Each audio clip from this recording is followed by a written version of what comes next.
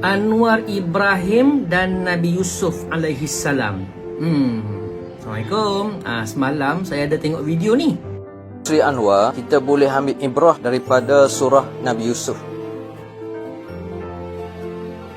Sebelum Nabi Yusuf menawarkan diri untuk menguruskan keuangan dan ekonomi negara Mesir pada masa itu, dia telah melalui proses yang telah mematangkan dia. Sehingga isteri Al-Aziz sendiri mengakui itu fitnah yang datang daripada dia. Dan kehidupan Nabi Yusuf pada masa itu menunjukkan kepada masyarakat Mesir dia seorang yang amanah, seorang yang bertanggungjawab. Dan dia telah diberi ruang yang sebaik oleh pemerintah Mesir Al-Aziz pada masa itu. Terlepas pada itu barulah Nabi Yusuf menawarkan diri. Ertinya apa yang dilalui oleh Datuk Seri Anwar Ibrahim, dia telah melepasi segala fitnah dan dengan kematangan yang ada pada dia.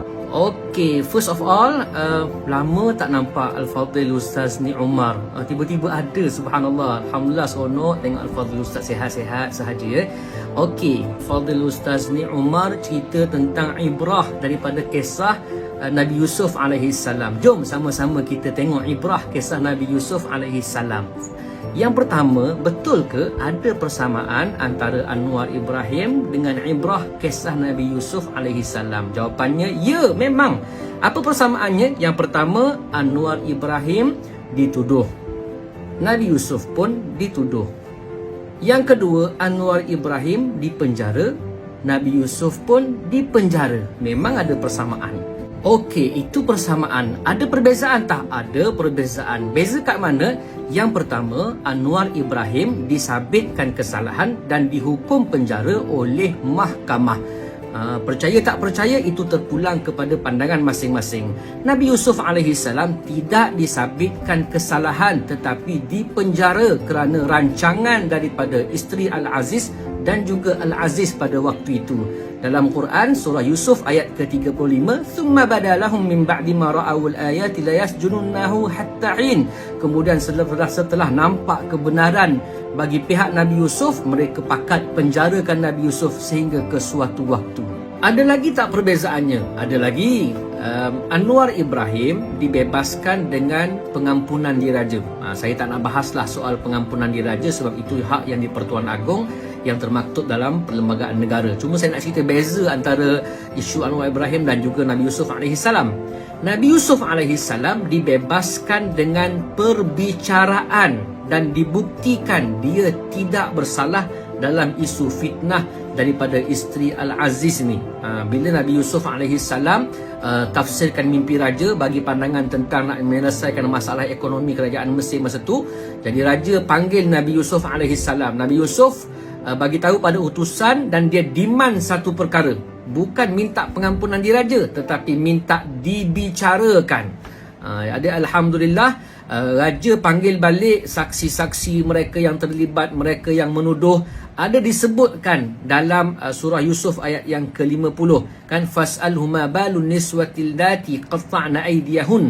Panggil balik, tanya raja tentang wanita-wanita yang potong jarinya. Isu ni, isu ataupun isteri Al-Aziz sendiri pun mengaku. Dia kata ana rawatuhu an nafsi. Aku yang nak kat dia. Innahu laminas sadiqin. Dia orang yang benar. Wanita-wanita pun mengaku. Ma'alimna alaihi min su'. Kami tak tahu apa yang buruk pada Nabi Yusuf alaihi salam ni. So dia dibebaskan daripada sebarang pertuduhan. Ini beza antara Anwar Ibrahim dan juga Nabi Yusuf dalam isu ini. Begitulah Al-Quran mengajar kita, bebaskan dulu daripada sebarang pertuduhan, barulah gentleman untuk kita dilantik sebagai seorang pemimpin. Begitu juga cerita isu tentang isu Datuk Seri Zahid Hamidi dan yang seangkatan dengannya, Lim Guan Eng, Syed Saddiq. Bicara dulu, bebaskan dulu daripada sebarang pertuduhan, barulah kita menawarkan diri untuk bertanding atau untuk dilantik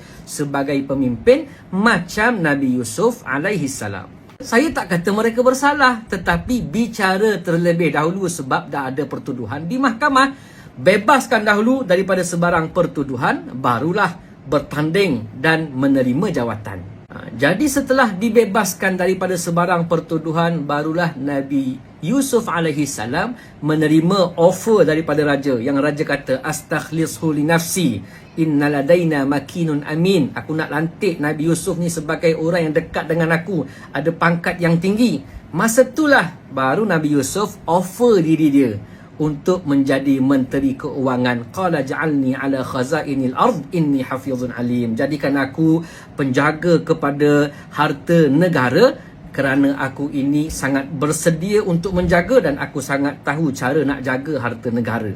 Itu ibrah daripada kisah Nabi Yusuf alaihi salam. Jadi sama ke proses mematangkan yang dilalui oleh Nabi Yusuf dan Anwar Ibrahim?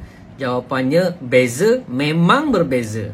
Dah bersih barulah yakin, dan meyakinkan barulah bersih dan stabil. Sebab itulah saya lebih suka kepada calon-calon daripada Perikatan Nasional yang bersih dan stabil.